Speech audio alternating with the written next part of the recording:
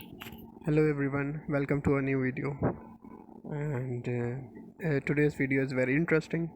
And today's video is about the CSS exam जो पाकिस्तान में हर साल federal public service commission conduct करती है BS17 की पोस्ट्स के लिए।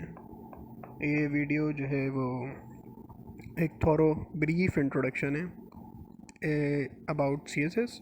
सो अगर आपको CSS के बारे में कुछ नहीं पता कि CSS क्या होता है, इसमें कौन कौन से सब्जेक्ट्स होते हैं, इसमें कौन कौन से ग्रुप्स एलोकेट होते हैं, अगर आपका अटैम्प्ट क्लियर हो जाए, और इसमें एलिजिबिलिटी क्राइटेरिया क्या होता है, कौन सा बैकग्राउंड जो है वो एजुकेशनल बैकग्राउंड चाहिए होता है, और एज लिमिट क्या होती है, और डिफरेंट प्रोविंस का कोटा क्या होता है, किस हिसाब से जो है वो एलोकेशन की जाती है, और किस हिसाब से एग्ज़ाम्स की प्रिपरेशन की जाती है, कितने सब्जेक्ट्स होते हैं, सब्जेक्ट सिलेक्शन किस तरह से की जाती है। तो ये तमाम चीज़ें इस वीडियो में जो है हम आज डिस्कस करेंगे। इस वीडियो को मैंने बहुत ब्रीफ रखा है, बहुत इसमें कोई फालतू चीज़ें नहीं है, सिर्फ काम काम की चीज़ें मैंने ऐड की हैं। सो अगर आप इस पूरी वीडियो को बगैर स्किप करें, without skipping, if you watch the whole video, so you don't need to go anywhere after this to get information about this exam. I can assure you this. Okay, so let's begin with our lecture. So सबसे पहले आपने देखना है कि CSS क्या होता है, उसमें कितने जो है वो ग्रुप्स हैं, कौन कौन से सब्जेक्ट्स हैं, कितने कंपलसरी हैं, कितने ऑप्शनल हैं, कौन कौन से स्टूडेंट्स या पेरेंट्स जो हैं वो इसको अटेम्प्ट कर सकते हैं, और इसमें एलिजिबिलिटी क्राइटेरिया क्या होता है, एज लिमिट, एजुकेशन, ये सारी चीज़ें जो है हम इसमें आज डिस्कस करेंगे। और इन दी एंड कुछ चीज़ें जो बातें इंपॉर्टेंट हैं इसकी प्रिपरेशन के लिए, क्योंकि in the end is a very challenging exam, it takes lots of hard work. So इसमें एक पूरी स्ट्रेटजी आपको चाहिए होती है। It's not like a normal exam कि आपने पढ़ा 2-4 महीने एंड ट्रैक कर लिया। इसमें आपको पूरी एक प्रिपरेशन, पूरी स्ट्रेटजी बना के सारी चीज़ें अपनी चलना होता है। सो स्टार्ट करते हैं। सबसे पहले जिसको नहीं पता उसके बारे उनके बारे लिए मैं बता दूं एक दफ़ा कि CSS क्या होता है। CSS बेसिकली एक एग्ज़ाम है जो कि FPSC कंडक्ट करती है हर साल, और ये काफ़ी प्रेस्टिजियस और challenging exam, as I told you earlier, Pakistan में कंसिडर किया जाता है। और इसकी क्लियर करने के बाद जो है वो देयर आर 12 डिफरेंट ग्रुप्स जिसमें जो है एलोकेट किया जाता है जो भी इसको क्लियर करता है। सो वो ग्रुप्स हम देख लेते हैं कि ग्रुप क्या है, कौन कौन से ग्रुप्स हैं जिसमें आपको एलोकेशन मिल सकती है। So these are the 12 groups जो कि CSS क्लियर करने के बाद आपको इस तमाम में से, इन 12 में से कोई एक जो है वो मिल जाता है। अब it depends on the province, it basically depends on the quota. Quota system के तहत जो है वो तमाम एलोकेशन की जाती हैं। जैसे पंजाब है तो पंजाब का 50% कोटा होता है, और बाकी फिर सिंध हो गया, KP हो गया, बलूचिस्तान, ये सारे डिफरेंट जो है वो कोटा गवर्नमेंट ने ऑलरेडी सेट किया हुआ है। उसके हिसाब से आपको सीट्स जो है वो एलोकेट की कर दी जाती हैं। पाकिस्तान एडमिनिस्ट्रेटिव सर्विस, जिसको पहले DMG भी कहा जाता था, उसके बाद पुलिस सर्विस है पाकिस्तान, उसके बाद कस्टम्स है, फिर inland revenue, then foreign service है, और उसके बाद OMG ग्रुप है, ऑफिस मैनेजमेंट है, उसके बाद पास है, पाकिस्तान ऑडिट अकाउंट सर्विस, उसके बाद MLCG है, रेलवेज़ है, कॉमर्स एंड ट्रेड है, पोस्टल ग्रुप है, IT है, इंफॉर्मेशन ग्रुप। ये तमाम 12 जो है डिफरेंट ग्रुप्स हैं। इन तमाम की जो है वो अपनी खसूसियात हैं, हर ग्रुप ही जो है वो अपने एक एतबार से बेहतर है।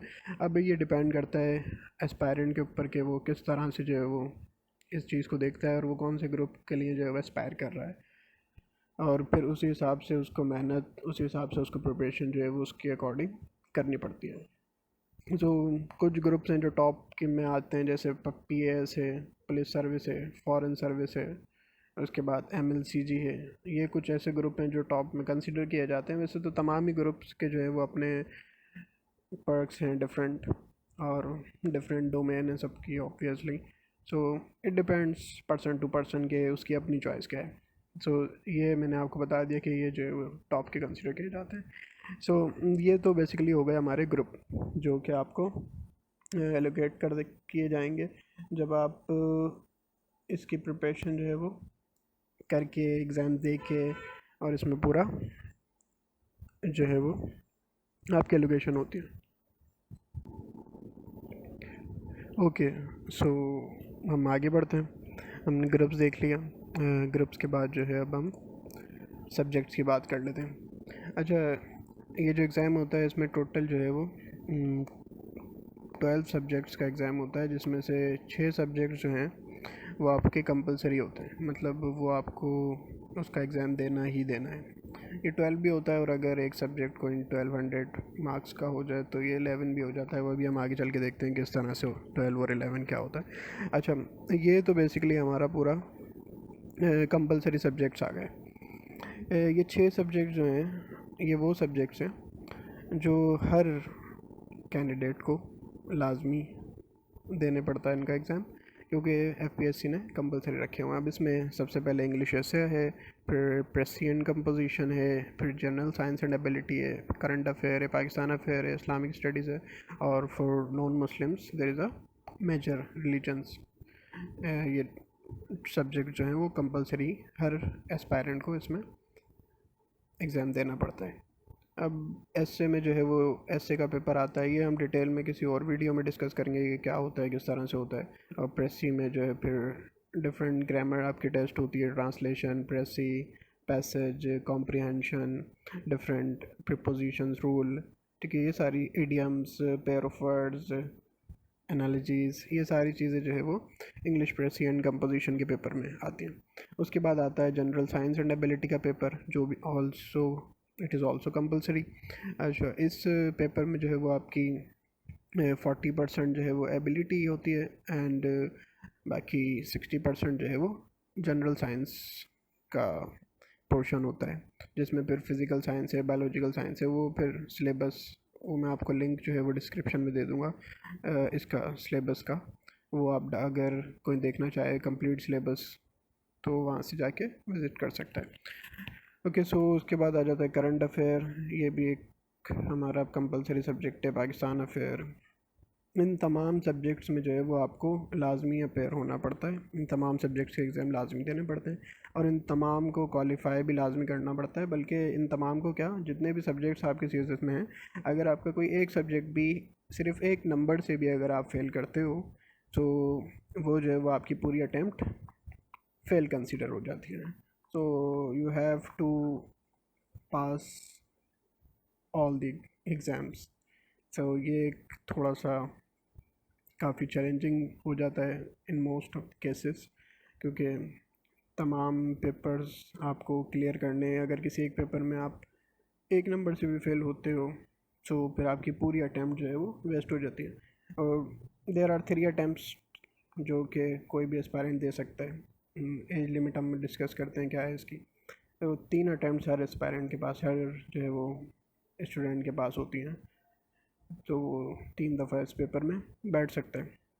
अच्छा, के और ये सारे 100 मार्क्स के सब्जेक्ट हैं, और इसको क्लियर करने के लिए अच्छा इन 3 सब्जेक्ट्स का जो है वो कुछ रूल होता है, इसका एग्रीगेट बनता है कि लेट सपोज इन तीनों में आपको अलग अलग पास नहीं करना। अगर लेट सपोज आपके जनरल साइंस में अच्छे नंबर आ गए, करंट अफेयर में नहीं आ सके या पाकिस्तान अफेयर में नहीं आ सके, और इन तीनों को अगर आप ऐड करो तो इन तीनों को ऐड करने के बाद आपके पास अगर एग्रीगेट 120 बनता है इन तीनों के जो है वो नंबर ऐड करके, तो ये फिर सब्जेक्ट आपका पास कंसिडर हो जाता है। तो ये तो हमारा कंपलसरी सब्जेक्ट का पोर्शन हो गया। अब हम थोड़ा सा आगे चलते हैं, देखते हैं कि ऑप्शनल सब्जेक्ट्स। अच्छा, आपको ऑप्शनल सब्जेक्ट जो है वो पिक करने होते हैं। अब इसका पिक करने का तरीका क्या है, किस तरह से चूज़ करने हैं। तो पहली बात तो ये आपके डिपेंड करता है बैकग्राउंड पे, ठीक है, कि आपका बैकग्राउंड किस चीज़ का है, क्या आपने पढ़ा हुआ है। सेकंड चीज़ आपके इंटरेस्ट पे, क्योंकि ये सब्जेक्ट्स है जो है वो आपको पढ़ने इन दी एंड, ठीक है। तो जो सजेशन मेरी तरफ से होगी वो यही होगी कि अगर आपको सब्जेक्ट सेलेक्ट करना है तो वो सिर्फ़ और सिर्फ आप अपने हिसाब से करें किसी दूसरे के कहने से या किसी, आप गाइडेंस ले सकते हैं ऑफ कोर्स, ठीक है, बट इन द एंड ये डिसीजन आपका होना चाहिए क्योंकि प्रिपरेशन आपने करनी है कि ना। आप किसी भी मेंटर से, किसी भी एकेडमी से जाके गाइडेंस ज़रूर लें, गाइडेंस ज़रूरी है, बट फैसला इन दी एंड आपका ही होगा। और आपको जो है वो उसमें इंटरेस्ट भी देखना है अपना कि आप उसमें इंटरेस्टेड हैं भी या नहीं। ऐसा ना हो कि सिर्फ आप, कुछ इसमें चीज़ें होती हैं जैसे स्कोरिंग ट्रेंड होता है, तो मोस्ट ऑफ द एस्पायरेंट्स क्या करते हैं कि जी स्कोरिंग ट्रेंड को देख के आपने सब्जेक्ट पिक कर लिया, अब आपका उसमें इंटरेस्ट ही नहीं है तो आप कैसे जो है वो उसको पढ़ोगे। और आपको पूरा उसको पढ़ना है, और पढ़ना भी ऐसे नहीं है कि आपने उसको सिर्फ थोड़ा बहुत डेफिनेशन देख ली, चीज़ें देख ली, आपको उसको डीपली जो है वो रिसर्च के साथ जो है स्टडी करना है। तो इसमें जो है वो ये चीज़ बहुत ज़्यादा मैटर करती है कि आपका इंटरेस्ट लाजमी होना चाहिए। इंटरेस्ट के बगैर जो है वो आपकी जो प्रिपरेशन है वो, उसमें आपको काफ़ी प्रॉब्लम्स फेस करनी पड़ेंगी अगर आपका इंटरेस्ट नहीं है। तो अब हम बात कर लेते हैं ऑप्शनल सब्जेक्ट्स की। अच्छा जी, आपको 600 नंबर के हमारे पीछे हमने देखा कि कंपलसरी हो गए हैं, ठीक है। अब 600 नंबर जो है वो हमने ऑप्शनल में, टोटल जो है वो 1200 नंबर का हमारा ये एग्ज़ाम बनता है। अब जो इन्होंने एफपीएससी ने ये किया हुआ है कि ऑप्शनल को जो है वो डिवाइड कर दिया डिफरेंट ग्रुप्स में, कि जी हर ग्रुप में 4 से 5 या फिर 6 भी जो है वो सब्जेक्ट रख दिए हैं, वो स्टूडेंट अपने हिसाब से पिक कर सकते हैं, ठीक है।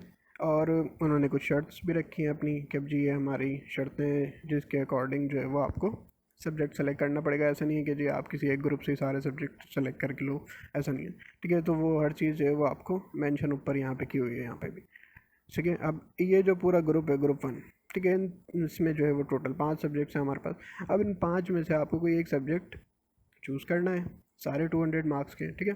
तो लेट सपोज के जी आपका बैकग्राउंड है थोड़ा सोशल साइंसेस का, तो आप पॉलिटिकल साइंस आपने पिक कर लिया, ठीक है। आपका आईटी का बैकग्राउंड है, आपने कंप्यूटर साइंस पिक कर लिया। आपका जो है वो और कोई बैकग्राउंड है, कॉमर्स वगैरह पढ़ा हुआ है आपने, तो आपने अकाउंटिंग जो है वो कर ली। या फिर आपका इंटरनेशनल भी है आपके पास, इस ऑप्शनल में यहाँ पे अवेलेबल है। तो ये आपके ऊपर है, इसमें मैं आपको कोई जो है वो अपनी तरफ से मशवरा नहीं दे सकता कि आप ये सब्जेक्ट पढ़ें या ये सब्जेक्ट पढ़ें, ये टोटली आपके ऊपर डिपेंड करता है, ठीक है। मैं सिर्फ आपको यहाँ पे ये शो कर रहा हूँ कि किस तरह से जो है वो आपको सब्जेक्ट सेलेक्ट करने और कौन कौन से सब्जेक्ट्स हैं, ठीक है। तो सबसे पहले हमने देख लिया कि ग्रुप 1 में से आपने कोई भी एक सब्जेक्ट यहाँ से सेलेक्ट कर लिया, फिर आप आ गए ग्रुप 2 में, ठीक है।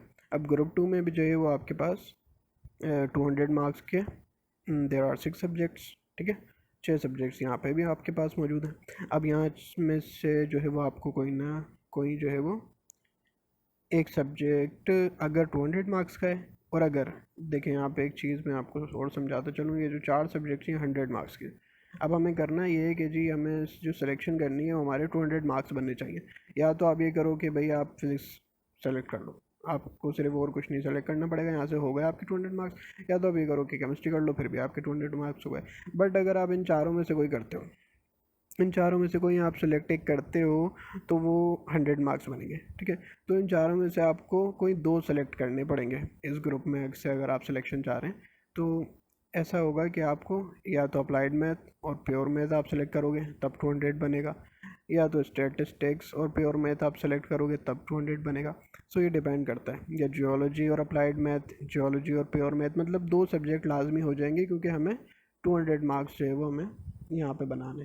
तो 200 मार्क्स बनाने के लिए हमारे पास 2 सब्जेक्ट हमें 100 वाले अगर हैं तो, और अगर 200 वाला है कि भाई किसी का फिजिक्स का बैकग्राउंड है तो वो सिर्फ एक सब्जेक्ट ही उठा लें, यहाँ से 200 हो जाएंगे उसके, ठीक है। ये हमारा हो गया ग्रुप 1 एंड 2। ये अभी तक कितने नंबर हो गए हमारे? 400। अब आगे चलते हैं, दिस इज़ ग्रुप 3। अब यहाँ पे देखें, यहाँ से शुरू होता है ऑलमोस्ट सारे 100 मार्क्स वाले में। तो ग्रुप 3 में अभी हमारे पास जो है वो 4 सब्जेक्ट्स। अच्छा, एफपीएससी ने ये कर दिया है कि जो ग्रुप्स बना दिए हैं इसमें इन्होंने ये कर दिया कि कोई भी बैकग्राउंड का जो बच्चा है, किसी भी बैकग्राउंड से उसका ताल्लुक है, तो वो जो है उसके लिए सब्जेक्ट्स अवेलेबल हैं, ठीक है। There are variety of subjects available. आप अपने हिसाब से, अपने इंटरेस्ट के हिसाब से, अपने बैकग्राउंड के हिसाब से उसको पिक आराम से ईजिली कर सकते हो, ठीक है। आपके पास चॉइसेस काफ़ी होती हैं टू बी ऑनेस्ट, ठीक है। सो यहाँ पे आपको 100 मार्क्स का एक सब्जेक्ट सेलेक्ट करना है। लेट सपोज अगर आपका बिजनेस बैकग्राउंड है, बीबीए वगैरह किया हुआ है, एमबीए किया हुआ है, तो आप यहाँ जा सकते हो। पब्लिक एड में जा सकते हो, गवर्नेंस एंड पब्लिक पॉलिसीज़ में जा सकते हो, टाउन प्लानिंग, मतलब कि कोई भी एक सब्जेक्ट आपको यहाँ से पिक करना है। और अब अगर आपको कोई भी सब्जेक्ट नहीं समझ आ रहा है यहाँ से, तो आप ना पिक करो, आप आगे आ जाओ। इन दी एंड आपका गोल ये है कि भाई आपको 600 नंबर के ऑप्शनल सब्जेक्ट्स अपने बनाने। अगर आपने लेट सपोज यहाँ से एक सब्जेक्ट यहाँ से कोई सेलेक्ट कर लिया, दो यहाँ से कर लिया, तो ये आपके 400 नंबर ऑलरेडी हो गए। अब आपका गोल क्या है रिमेनिंग, कि आपको 200 नंबर के और सिलेक्ट करने। तो आप यहाँ से ना करें, आप इसको स्किप कर दो, ठीक है। आपको नहीं समझ आ रहा है यहाँ कोई सब्जेक्ट, आप इसको स्किप करके आगे बढ़ जाओ। आप आ जाओ अगले ग्रुप पे। आपने देखा यहाँ पे भाई हिस्ट्री ऑफ पाकिस्तान है, इस्लामिक हिस्ट्री है, ब्रिटिश हिस्ट्री है, यूरोपियन हिस्ट्री है, हिस्ट्री ऑफ यूएसए। अब आपको यहाँ से कोई एक सब्जेक्ट लेट सपोज पसंद आ गया कि भाई हिस्ट्री ऑफ यूएसए मुझे समझ आता है, मेरा इंटरेस्ट है, तो आपने लेट सपोज इसको पिक कर लिया। और अगर आपका किसी और सब्जेक्ट में इंटरेस्ट है, इसको देखने के बाद, अच्छा एक चीज़ मैं आपको और यहाँ पे बता दूँ कि आपने सिलेबस लाजमी से देखना है। सिर्फ ऐसा नहीं है कि नाम सुन लिया आपने, बड़ा इंटरेस्टिंग लग रहा है भाई हिस्ट्री ऑफ यूएसए, और आपने पिक कर लिया, आपने बगैर सिलेबस देखा नहीं। तो ये चीज़ बहुत इंपॉर्टेंट है, सिलेबस आपने लाजमी देखना है, उसमें आपको तमाम डिटेल्स मौजूद है। यहाँ तो हम सिर्फ चीज़ें डिस्कस कर रहे हैं ब्रीफली थोड़ी बहुत, ठीक है ना। वहाँ आपके पास पूरी चीज़ डिटेल में लिखा हुआ है, पूरा सिलेबस, एक एक चीज़, एक एक टॉपिक वहाँ पे आपको मिलेगा। तो वो पूरा रीड करने के बाद आपने डिसाइड करना है, ठीक है। क्योंकि ये जो सब्जेक्ट सिलेक्शन है ऑप्शनल की, ये काफ़ी इंपॉर्टेंट चीज़ है, ठीक है ना। अगर आपका सब्जेक्ट नहीं सिलेक्ट हुआ सही, तो फिर ये आपके लिए प्रॉब्लम क्रिएट कर सकता है काफ़ी। और बहुत सारे एस्पायरेंट्स के साथ ये इशू आता है कि उनको ऑप्शनल सब्जेक्ट्स में या तो गाइडेंस सही नहीं मिलती, या कोई और इशू आता है जिसकी वजह से वो अपने ऑप्शनल सब्जेक्ट्स को जो है वो सिलेक्ट सही तरह से नहीं कर पाते। तो ये काफ़ी इंपॉर्टेंट चीज़ है अगर आप इस एग्ज़ाम के लिए एस्पायर कर रहे हो, ठीक है। तो ये आपको बहुत अच्छे से पता होना चाहिए कि आपने कौन सा सब्जेक्ट पढ़ना है, ठीक है। सब्जेक्ट की डिटेल, ये सारी चीज़ें आपको पता होनी चाहिए, ठीक है। अब हम आगे बढ़ते हैं आगे। ये हमारे पास आ गया ग्रुप 5। अब ग्रुप 5 में हमारे पास टोटल 7 सब्जेक्ट्स अवेलेबल हैं, ठीक है। यहाँ से भी आपको क्या करना है, कोई एक 100 मार्क्स का सब्जेक्ट पिक करना है। अगर लेट सपोज आपने यहाँ से ये कर लिया था पिक, ठीक है ना, तो हमने ये 100 मार्क्स का लेट सपोज पिक कर लिया। पीछे हमारे यहाँ पे कितने हो गए थे, 400। या हमने एक और कर लिया तो हमारे पास हो गए 500 मार्क्स, ठीक है। अब हम आगे बढ़े। अब हमें यहाँ कोई नहीं समझ आ रहा, ठीक है ना। हमें नहीं समझ आ रहा है कि भाई हमारा इसमें कि यहाँ कोई भी सब्जेक्ट में कोई इंटरेस्ट नहीं है, आप इसको स्किप कर दो, ठीक है। आपको यहाँ समझ नहीं आ रहा, कोई भी इंटरेस्ट नहीं है, आप इसको स्किप कर दो। आपको यहाँ समझ आ रहा है कोई एक, तो आप यहाँ से ले लो। मतलब ये सारा आपके ऊपर है, आपको टोटल जो है वो 600 मार्क्स बनाने, वो आप कैसे भी करके जो है वो कंप्लीट कर सकते हो, ठीक है। ग्रुप में से सब्जेक्ट अपने हिसाब से चूज़ कर सकते हो, सही है। अब लेट सपोज कि भाई मेरा इस में कोई इंटरेस्ट नहीं है, मैं अपनी बात करूँ, ठीक है। आपका may be of course different होगा, है ना। तो मैं आ जाता हूँ यहाँ पे, मेरा इंटरेस्ट है भाई फ़िलासफ़ी में, तो मैंने क्या करा, यहाँ से फ़िलासफ़ी को पिक कर लिया। अब पिछले हमारे यहाँ तक हो गए थे 500 मार्क्स, तो ये मैंने एक और सब्जेक्ट यहाँ से सेलेक्ट करा, तो मेरे कितने हो गए टोटल 600 मार्क्स। तो मेरा जो गोल था वो अचीव हो गया कि भाई मुझे 600 मार्क्स टोटल करने ऑप्शनल में, ठीक है। अब मुझे और टेंशन लेने की ज़रूरत नहीं है। अब ग्रुप 7 भी यहाँ पे मौजूद है। अब मैं यहाँ से चाहूँ तो इसको पूरे को जो है वो स्किप कर दूँ, क्योंकि मेरे ऑलरेडी जो है वो 600 मार्क्स कंप्लीट हो चुके हैं। मेरे जो सब्जेक्ट्स हैं वो मैंने पिक कर लिए हैं सारे, ठीक है। तो जिस बात को अगर मैं सम अप करूँ, ये है कि इन तमाम जो अवेलेबल 7 ग्रुप्स हैं, इन तमाम ग्रुप्स में से आपको जो सिलेक्शन करनी है वो इस तरह से करनी है कि आपके 600 मार्क्स कंप्लीट हो जाएं। अब अगर, और वो जो हमने बात करी थी शुरू में कि जी टोटल 12 सब्जेक्ट बनते हैं या फिर जो है वो 11 सब्जेक्ट बनते हैं, अब वो डिपेंड करता है। लेट सपोज अगर किसी ने 200 मार्क्स के 2 सब्जेक्ट सेलेक्ट कर लिए तो वो 400 बन गए, और फिर 100 मार्क्स के उसने एक ही कर लिया तो वो टोटल 4 सब्जेक्ट बन गए। तो वो इस तरह से 6 बन जाते हैं। और फिर इसी की तरह से जो है वो अगर आपने 100 मार्क्स के 6 सब्जेक्ट कर लिए तो वो टोटल आपके 6 सब्जेक्ट बनेंगे। और अगर आपके 200 मार्क्स का एक है और एक और 200 मार्क्स का है तो 400 हो गया, मतलब 2 सब्जेक्ट के 400 और 2 सब्जेक्ट आपको मज़ीद सेलेक्ट करने। सो आई होप कि यहाँ तक आपको चीज़ें क्लियर हो गई होंगी कि किस तरह से जो है वो आपने सिलेक्शन करनी है अपने ऑप्शनल की। ठीक हो गया जी। अब हम आगे बढ़ते हैं। अब हमने बात कर ली ऑप्शनल सब्जेक्ट के सिलेक्शन की, अब हम थोड़ी सी बात कर लेते हैं एलिजिबिलिटी की, कि भाई ये भी तो पता होना कि कौन बंदा जो है वो इस एग्ज़ाम को दे सकता है, ठीक है। सबसे पहली बात तो भाई वो पाकिस्तान का नेशनल होना चाहिए, ठीक है। ऑफ कोर्स आप एग्ज़ाम में बैठ रहे हो हम ज़ाहिर है पाकिस्तान में रहते होगे, तो सिटीज़न तो आप ऑफ कोर्स हो, ठीक है। तो ये वाली तो एलिजिबिलिटी आप फुलफिल कर ही रहे हो क्राइटेरिया को, ठीक है। सेकंड आ जाता है हमारे पास एज लिमिट। एज लिमिट में है हमारे पास 21 टू 30 ईयर्स। अच्छा, इसमें एज रिलैक्सेशन भी दी जाती है। किसको दी जाती है वो भी बता देता हूँ। Government servants, candidates from certain regions, ठीक है, या फिर कोई डिसेबिलिटीज़ अगर किसी के साथ हो तो उसको इन सम केसेस जो है वो अराउंड 2 ईयर्स तक की जो है वो रिलैक्सेशन दी जाती है। लेट्स सपोज अगर नॉर्मल एक कैंडिडेट के लिए जो है वो 30 ईयर्स है, तो इनके लिए फिर 32 हो जाएगी, ठीक है। आप ऑलरेडी किसी गवर्नमेंट जॉब में हो, गवर्नमेंट सर्वेंट हो, तो आपके लिए भी एज लिमिट अल्टीमेटली क्या हो जाएगी 32, मतलब फिर 32 तक आप जो है इस एग्ज़ाम में अपेयर हो सकते हो, ठीक है।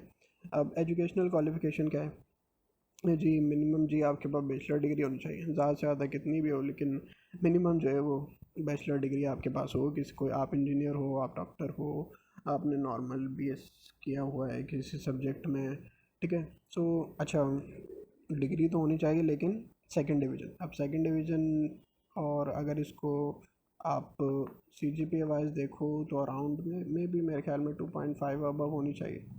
इसको आप एक दफ़ा अपने पास चेक लाजमी कर लीजिएगा। जहाँ तक मेरा अंदाज़ा हुई है कि 2.5 से अबव सी जी पी अगर आपकी है तो आप इसके लिए एलिजिबल हो, क्योंकि वो फिर सेकंड डिवीज़न ही कंसिडर किया जाता है, ठीक है।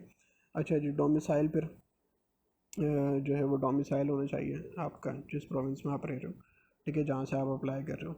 ऐसा नहीं कि आप सिंध में रहते हो और ये सारी चीज़ें आपकी सिंध की हैं, आपने डोमिसाइल बनवा लिया अपना पंजाब का कि भाई, या फिर आप पंजाब में रहते हो आपने बनवा लिया सिंध रूरल का कि वहाँ की तो सीट्स हैं वो वैकेंट जाती हैं मोस्टली, तो मैं वहाँ का बनवा लेता हूँ। तो इस तरह की चीज़ें नहीं चलती हैं। आप जहाँ हो, जहाँ के आप रिहायशी हो, वहाँ उसी प्रोविंस का आपके पास डोमिसाइल भी होना चाहिए। अच्छा, फिर आ जाता है हमारे पास फिज़िकल फिटनेस।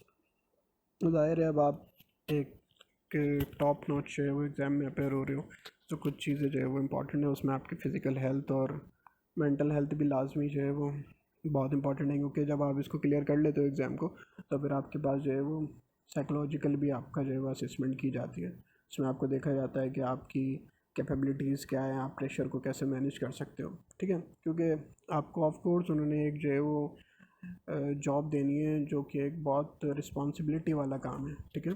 तो रिस्पॉन्सिबिलिटी वाला काम है, तो इसमें जो है वो आपके पास हर चीज़ वो आपको जज करेंगे, ठीक है। तो आपको स्मार्ट भी होना है, स्मार्ट ब्रेन वाइज बात कर रहा हूँ, ठीक है, लुक वाइज की बात नहीं कर रहा हूँ मैं, ठीक है। हाँ, आपकी फ़िज़िकल है और मेंटल हेल्थ भी अच्छी होनी चाहिए। मतलब आपको, मतलब आप ऑफिसर बनने जा रहे हो, तो आपके अंदर वो सारी जो खूबियाँ हैं वो देखेंगे, जभी तो आपको ऑफिसर बनाएंगे ना वो, ठीक है ना।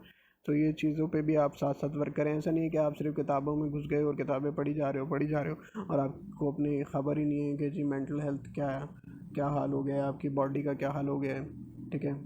सो थोड़ी बहुत प्रिपरेशन के हम आगे भी देखते हैं कि प्रिपरेशन में क्या क्या चीज़ें इंपॉर्टेंट है। तो थोड़ी बहुत ये सारी चीज़ें भी आपके लिए इंपॉर्टेंट होती हैं कि पढ़ाई और फिर अपनी जो फिज़िकल और मेंटल हेल्थ और फिर अपनी एक्टिविटीज़ एक्स्ट्रा करिकुलर, ये भी साथ साथ लेके चलना बहुत ज़रूरी होता है। क्योंकि जब वहाँ पे आप क्लियर कर लोगे इंशाल्लाह बहुत सारे, ठीक है, तो जो आपकी ट्रेनिंग होगी, तो ट्रेनिंग में आपकी वो सारी रूटीन में वहाँ पे भी फिर आपको ये सारी चीज़ें करवाई जाती हैं कि आपको जो है वो पढ़ाया भी जाता है, आपकी ट्रेनिंग भी होती है, आपको जो है वो स्पोर्ट्स में भी जो है वो पार्टिसिपेट किया करवाया जाता है, आपको डिफरेंट एक्सरसाइजेस करवाई जाती हैं, हॉर्स राइडिंग आपसे करवाई जाती है, आपको मल्टीपल गेम्स जो है वो खिलाए जाते हैं, ताकि आप एक ओवरऑल आपकी एक पर्सनैलिटी जो है वो ग्रूम हो, ठीक है। सो ये कुछ एलिजिबिलिटी क्राइटेरिया है। आई होप कि आपको ये सब क्लियर हो चुका होगा।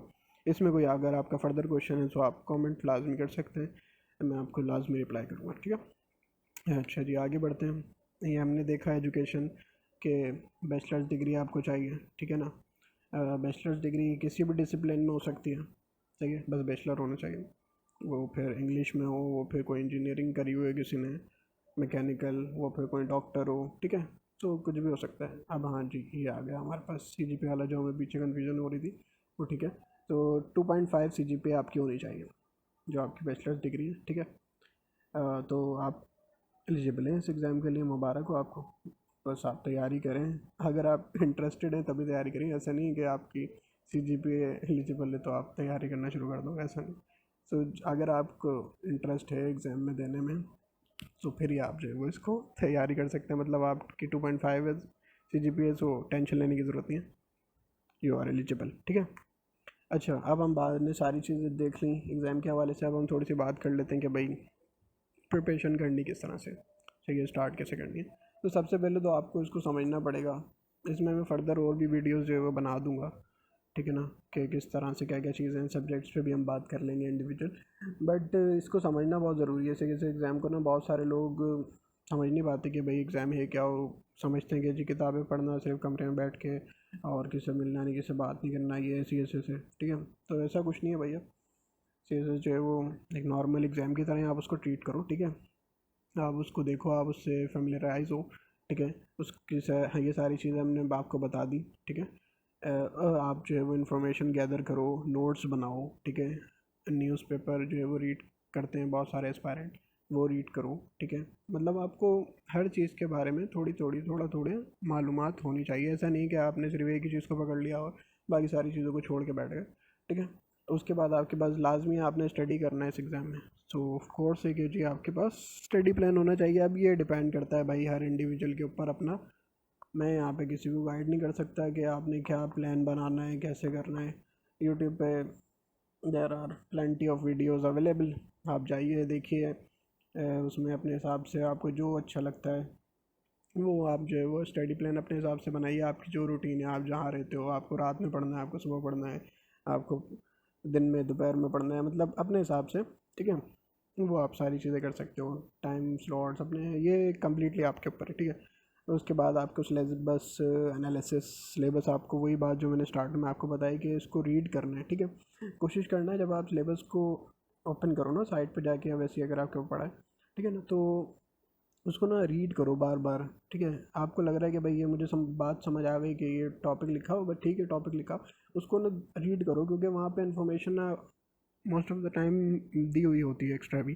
सो आपको हर चीज़ जो है ना, आप जितना दफ़ा आप पढ़ते जाओगे ना, क्योंकि ऐसा होता क्या है, मैं एक बात मैं यहाँ पे शेयर करूँ आपके साथ। जब आप पढ़ रहे होते हो, लेट सपोज आपने बुक खोली, ठीक है। अब आपने बुक खोली थी एक टॉपिक के लिए किसी, अब आपने उसी टॉपिक पे स्टिक रहना है। ऐसा नहीं है कि जी आपने बुक खोली है कि भाई मैं कोई टॉपिक पढूँ पाकिस्तान अफेयर का, और आप बुक खोल के जो टॉपिक आपने पढ़ना था, लेट सपोज आपने कोई फ़िलासफ़र पढ़ना है, सर सैयद को पढ़ना है, शाह वलीउल्लाह को पढ़ना है, ठीक है। अब आप अब आप उनकी जगह जो है वो कुछ और पढ़ने बैठ गए, ठीक है। तो डाइवर्ट नहीं होना, ठीक है ना। अपनी अटेंशन उसी चीज़ पे रखनी है जो पढ़ रहे हो, ठीक है। इससे और इसमें आपको ये बहुत हेल्प करेगा अगर आप बार बार सिलेबस को रीड करो, बार बार सिलेबस को रीड करो, ताकि आपको पता हो कि भाई मुझे यही पढ़ना है, इसके अलावा ना इधर जाना नहीं, क्योंकि आपको सब कुछ नहीं पढ़ना भाई, और आप सब कुछ पढ़ भी नहीं सकते। एक नॉर्मल बंदा सब कुछ कैसे पढ़ सकता है, आप खुद ही बताओ ना। आपको सब कुछ नहीं पता होना चाहिए, इस चीज़ को नॉर्मल करें, ठीक है। कि आपको हर चीज़ का पता हो, आप CSS कर रहे हो, ठीक है। हमारी सोसाइटी में बहुत सारी चीज़ बन गई कि जी ओ अच्छा आप CSS कर रहे हो तो फिर तो आपको ये भी पता होगा, फिर तो आपको ये भी पता हो भाई। वो भी इंसान है जो CSS कर रहा है, ठीक है। तो ऐसा नहीं है कि आपको हर चीज़ जो है वो पता होगी इस दुनिया में जो भी हो रहा है। आपको सिर्फ उतना पता होना चाहिए जितना आपके सिलेबस में मौजूद है, ठीक है। बस वो उतना आपके लिए काफ़ी है, वो आपको पता है, आपको फिर टेंशन लेने की ज़रूरत नहीं है कि जी मुझे बाकी चीज़ें नहीं पता, ठीक है। अब मटेरियल की बात कर लेते हैं, स्टडी मटेरियल। अब ज़ाहिर है इंटरनेट का ज़माना है, ठीक है। हर चीज़ अवेलेबल है ऑनलाइन। मेरा आपको ये मशवरा होगा कि ऑनलाइन पढ़ो। ऑनलाइन में आप पढ़ोगे, आपको जो डेटा मिलेगा वो काफ़ी जो है वो रिसेंट होगा। ऐसा नहीं होगा कि वो जो है वो ओल्ड डेटा आपने पढ़ लिया भाई। एजुकेशन का लिटरेसी रेट आपने पता चले 2010 का पढ़ लिया, ठीक है। किसी बुक में से पढ़ा था आपने, 2010 का पढ़ लिया आपने, अब वही आपने लिख दिया पेपर में, ठीक है। तो वो अब तो वैलिड नहीं है ना, अब चेंज हो चुका है, ठीक है। तो आपने ये सारी फैक्ट्स वाली चीज़ें जो है ना, एक कोशिश करनी है कि ऑनलाइन ही इसको रीड करो, ठीक है। और जो रिकमेंडेड बुक्स हैं, सिलेबस आप ओपन करोगे ना तो वहाँ पे आपको सारी बुक्स हर सब्जेक्ट के साथ रिकमेंडेड नज़र आ जाएंगी, ठीक है। उनको पढ़ना आपने लाजमी है, ठीक है। ये तो उनमें से बुक्स आप उठा लो, अब सारी नहीं पढ़नी, सारी पढ़ भी नहीं सकते आप, उसमें से जो आपको समझ आ रही है वो आप लाजमी पढ़ो, ठीक है। आपने ख़रीदनी है नहीं सकते, ख़रीदनी नहीं है कि भाई सारी ख़रीदनी है, ठीक है। ऑनलाइन सारी अवेलेबल है, थोड़ा सा रिसर्च करो मिल जाएगी, ठीक है। आ जाओ, टाइम मैनेजमेंट ये बहुत इंपॉर्टेंट चीज़ है इसमें भाई, कि भाई आपने अपना टाइम कैसे मैनेज करना है, डेली के क्या टास्क होंगे, वीकली क्या होगा, मंथली क्या होगा, ठीक है। ये टारगेट बनाना और फिर उसको अचीव भी करना। और अगर इन केस ऐसा होता है, मैं आपको एक सिनेरियो देता हूँ कि जी आपने एक दिन का कोई टारगेट बनाया अपना, ठीक है। अब आपका ये टारगेट है, और ये टारगेट आपका किसी वजह से अचीव नहीं हुआ, तो अब आप इसको लेके बैठ नहीं जाओ कि भाई मेरा ये तो टारगेट ही अचीव नहीं हुआ, अब मैं तो मैं इसी से नहीं कर सकता। ठीक है, आप दूसरे दिन दोबारा जो वहीं से स्टार्ट कर दो। ठीक है, लेकिन रुकना नहीं है। ठीक है ना, ये इस एग्ज़ाम में की अगर तैयारी कर रहे हो तो भाई रुकना नहीं है अगर सीरियस हो। ठीक है ना, इसमें जान लगा दो अपनी चीज़ें, अपने चीज़ों को थोड़ा सा, जो अगर बहुत ज़्यादा आउटिंग करते हो तो थोड़ा सा ज़ाहिर है अब कुछ पाना है तो कुछ चीज़ों पे कॉम्प्रोमाइज़ तो करना ही पड़ेगा ना भाई, है ना। तो अपनी प्रायोरिटीज़ सेट कर दो कि भाई ये मेरी प्रायोरिटी है, ये मेरा पढ़ने का टाइम है। ठीक है, नॉर्मल बंदा 7-8 घंटे ही पढ़ सकता है ना, इससे ज़्यादा लोग कहते हैं कि जी 18 घंटे, वो फजूल बातें हैं, ऐसे कौन पढ़ रहा है 18 घंटे, है ना। तो आपकी बॉडी भी तो एक सिस्टम पे चलती है ना, ऐसा तो नहीं ना आपकी मर्ज़ी से चलेगी कि जी आज 18 घंटे आपने बोल दिया तो बॉडी भी आपका साथ दे रही है, आज 18 घंटे पढ़ेंगे बैठ के। तो ऐसा नहीं होता। आप जो है वो एक नॉर्मल ह्यूमन की तरह नॉर्मल लेके चीज़ों को चलो, कोई भी चीज़ अपने ऊपर हावी ना कर लो कि पता चले आप एनजाइटी में चले जाओ, डिप्रेशन में चले जाओ ना। प्रायोरिटाइज़ कर लो चीज़ों को आसानी से, रोज़ाना के छोटे छोटे टास्क बनाते रहो कि जी हमारा आज का ये टास्क है, आज के ये टॉपिक है, और साथ साथ उसके नोट्स बनाते रहो। फ्यूचर में मैं इस पे भी जो बात कर लूँगा कि नोट्स बनाने किस तरह से हैं, बुलेट पॉइंट्स बनाने हैं, डिटेल बनाने हैं ना, ये वीडियोस भी हम देख लेंगे। तो टाइम मैनेजमेंट बहुत ज़रूरी है और ये बहुत आपने ध्यान रखना है इस चीज़ का। ठीक है ना, और उसके बाद हम आ जाते हैं प्रैक्टिस पे। अच्छा भाई, ये तो खैर वैसे बात की बात है, जब आप प्रिपरेशन का अभी अगर आप स्टार्ट कर रहे हो तो इस पर ना जाओ। ठीक है, आप पढ़ चुके हो, आपने नोट्स बना लिए हैं, बहुत सारी चीज़ें रीड कर ली हैं, बहुत सारी टॉपिक्स रीड कर चुके हो, तब फिर आप जो है वो अवेलेबल हैं सारे FPSC की वेबसाइट पर, पास पेपर सही है, आप उनको सॉल्व कर सकते हो, है ना।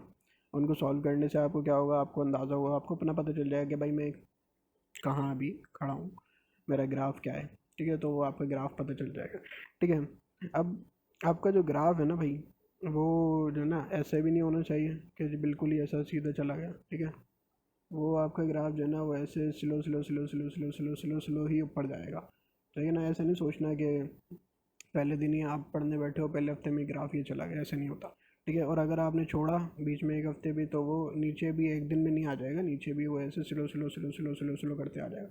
तो वही वाली बात कि अगर लेट सपोज एक हफ्ते पढ़ा, सही है, सॉरी, एक हफ्ते पढ़ा, 2 दिन छोड़ दिया तो कोई मसला नहीं है, वो ग्राफ इतना नीचे नहीं आएगा, थोड़ा सा नीचे आएगा, फिर यहाँ से दोबारा उठा दोगे उसे। सही है, अगर छोड़ दिया कि भाई यार 2 दिन नहीं पढ़ा तो क्या होगा, तो फिर वो ग्राफ ऐसे नीचे नीचे नीचे नीचे आता आता वो फिर नीचे ऑलरेडी काफ़ी नीचे आ जाएगा। सही है, तो अपना अपने जो है वो रोज़ाना कुछ ना कुछ करना ज़रूर है काम। ठीक है, सो हमने टाइम मैनेजमेंट देख लिया, प्रैक्टिस ये भी देख लिया। अब राइटिंग इसके लिए बहुत इंपॉर्टेंट है, ज़ाहिर है आपने लिखना है पेपर्स में। ठीक है, तो राइटिंग स्किल पे जब आप पढ़ोगे तो आप पढ़ने के साथ साथ लिखना भी जो है वो बहुत ज़रूरी है, राइटिंग बहुत ज़रूरी है। हमारे बहुत सारे कैंडिडेट्स ये करते हैं कि वो पढ़ते रहते हैं, उनको लगता है कि भाई ये टॉपिक भी पढ़ लिया, ये टॉपिक भी पढ़ लिया, ये भी मेरे दिमाग में, ये भी मुझे आता है, लेकिन जब वो बैठे पेपर पे, अब जी लिखना शुरू हुआ, लिखना शुरू हुआ, यहाँ तक पहुँचे ख़त्म, अब उन्हें पता ही नहीं यहाँ से आगे कैसे जाना है ना।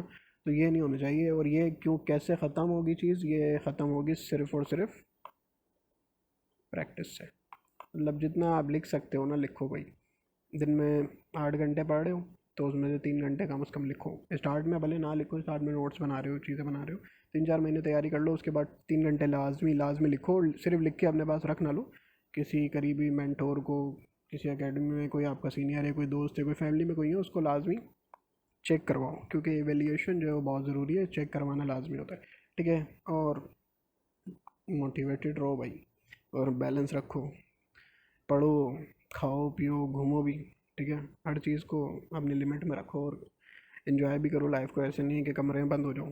सही है ना, ब्रेक भी ले लो कभी अगर नहीं पढ़ा जा रहा, कि जी एक दिन पूरा ब्रेक ले लो, कोई मसला नहीं है, लाइफ है, सारी चीज़ें साथ साथ लेके चलनी होती है। ठीक है, so thank you so much यहाँ तक मुझे सुनने के लिए, मुझे ये सारी बातें सुनने के लिए। आई होप कि आपको सारी चीज़ें क्लियर हो चुकी होंगी इस एग्ज़ाम के बारे में, कि किस तरह से एग्ज़ाम कंडक्ट होता है, क्या क्या चीज़ें होती हैं। सो अगर ये वीडियो हेल्पफुल रही है आपके लिए, सो आई होप कि आप इसको लाइक भी कर देंगे, और इस चैनल को जो है वो सब्सक्राइब भी कर देंगे, ताकि फ्यूचर में जो भी इससे रिलेटेड इन्फॉर्मेशन मैं अपलोड करूँ वो आप तक पहुँच जाए, अगर ये वीडियो आप तक आपके लिए हेल्पफुल रही है। So thank you so much, take care, अपना ख्याल रखें और मुझे दुआओं में याद रखिएगा। अल्लाह हाफिज़, थैंक यू, टेक केयर।